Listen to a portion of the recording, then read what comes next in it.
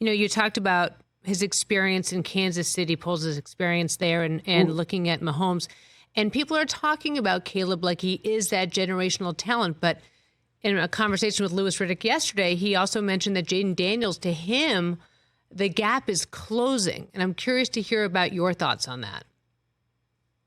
Well, I think Jaden Daniels had a monster season. And when you win the Heisman Trophy, there's a reason you do it. Caleb Williams won a Heisman Trophy. Like this is, to me, it comes down to the character element. I think the most interesting thing that I've heard in all the GM pressers that I sat at, right? So if you think about the combine, and you know this, Suzy, there are like 10 podiums, and every team goes to a podium, their GM and their head coach. I could probably name you 8 different GMs that talked about quarterbacks and how character is critical. And I think it's in large part, I don't know if I've heard that many talk about the inner makings of the quarterback. We talk about all the arm talent. We talk about the accuracy. The ability to process is always something. Ask Kurt Warner about that, right? Like he has some fascinating takes on it. But it's Brock Purdy just went to a Super Bowl. And I can tell you, having covered that Niners team, that they fell in love with him during the draft process. Remember talking to Brian Griese, their quarterbacks coach, and he wanted them to draft Brock Purdy, and they took him in with the very last pick.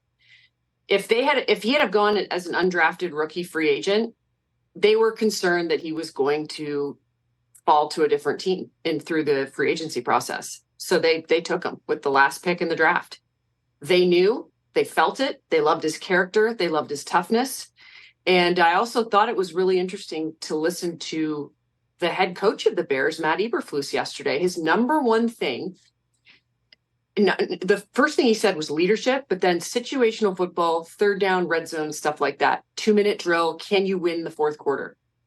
So Justin Fields has struggled. I mean, he's turned the ball over more in the fourth quarter than any quarterback since he entered the league 3 seasons ago.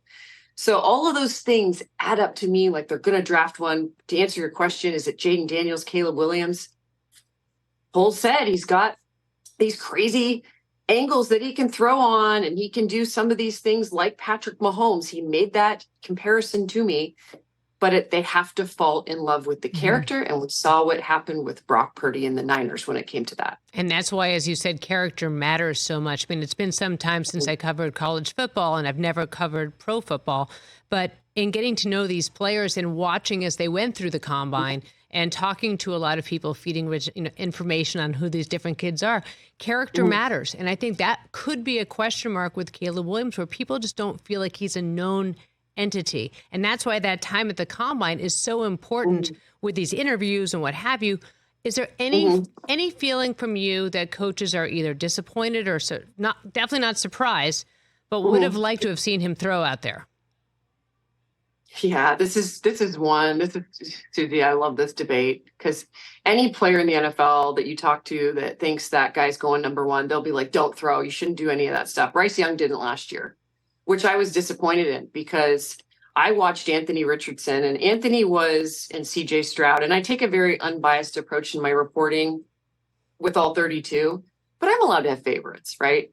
I fell in love with Anthony Richardson, and I fell in love with CJ Stroud. Those are my two. Will Levis, so intense, really awesome guy. Bryce Young, such a sweetheart. But those are my two guys, and they threw. And when I watched CJ Stroud, I watched him at the combine last year, Suze. He walked around with a football. I mean, you're watching these guys for about 3 hours out there at Lucas Oil Stadium. He had like my water bottle. He had this this was his football. He didn't let it out of his grip. I mean, and does that mean anything? Maybe not. But to me, as somebody like who was obsessed with basketball growing up, and I wanted to sleep with my basketball, and I just played basketball whenever I could, he's a junkie. And so he goes and he's like the offensive rookie of the year in the NFL under DeMeco Ryans. So I do think he slung the ball, if that's a word, all over the place. And yeah, they're not throwing to their guys, but it really is cool to see them throw. So I really wish I could have seen Caleb Williams throw. It's something where like I watched all the quarterbacks throw and not Bryce Young last year.